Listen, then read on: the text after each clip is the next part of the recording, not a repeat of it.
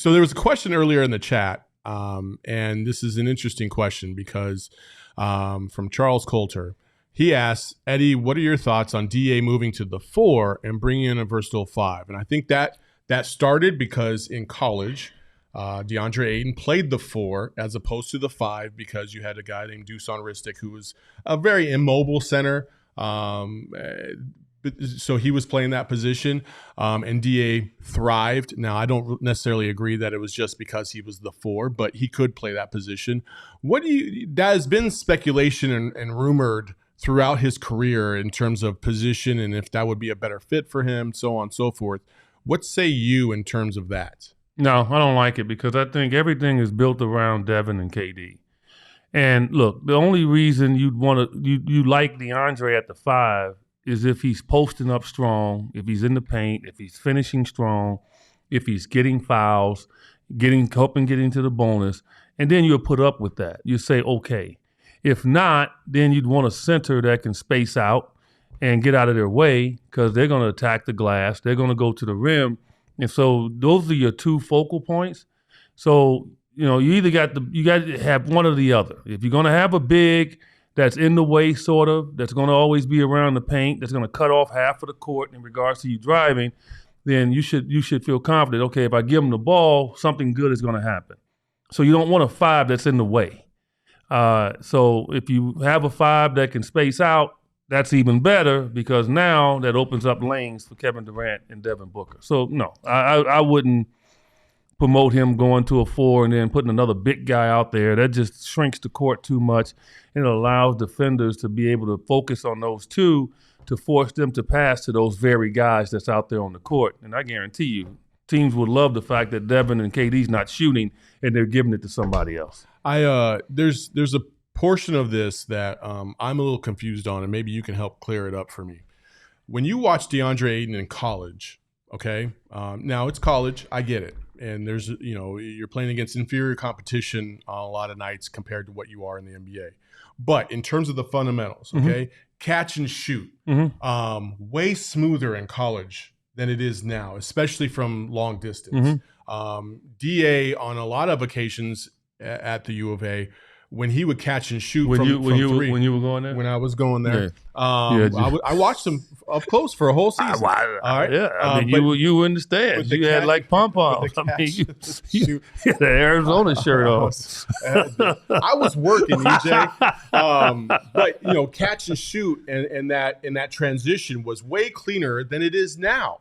And I wonder what has been the development process and the coaching that DA has gotten to first of all, I think he has somewhat of a hitch on his shot, especially from the perimeter. Not so much from mid-range, but from the perimeter, takes him a little extra second to get that ball off as opposed to what it did when he was in college from long distance.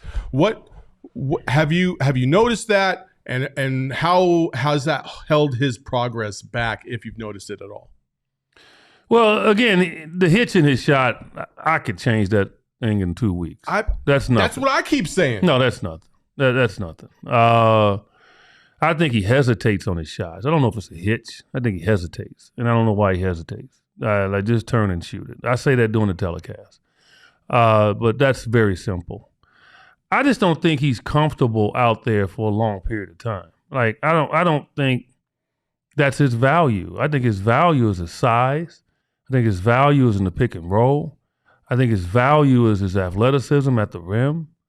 I think the negative for him is not finishing strong, not going in there. And that's what needs to have improvement, like trying to hurt somebody. Like, and I know people hear me say that, and they're like, man, you promoting violence. Yeah, between the lines, legal violence. That's legal violence. You go up there and try to block my shot, I'm going to try to break your hand. I'm literally going to try to break your hand. If you're going to go up there and block the shot, I'm going to try to break your hand. Let me give you some guys that tried to do that. Shaq tried to break your whole damn body. Okay? That's just the way it is. You go up there and try to block LeBron, he's going to try to break your arm. You know what that sends a message to? Don't do it. Just don't try to block it. That's all. You know, that now once that's settled, guys won't do it. Like, you never see anybody try to block Shaq's dunk. Like, so Shaq would get the most open dunks in the history of the game. But you have to show the effort to do it, and then you'll get the benefit of it because guys you'll notice will start to not try to do it. And Deandre has never forced the issue to send that message. So to me, that's the kind of player he can be. And then the jump shots is just icing on the cake. I just wouldn't try to make him a finesse. He's already finesse at center.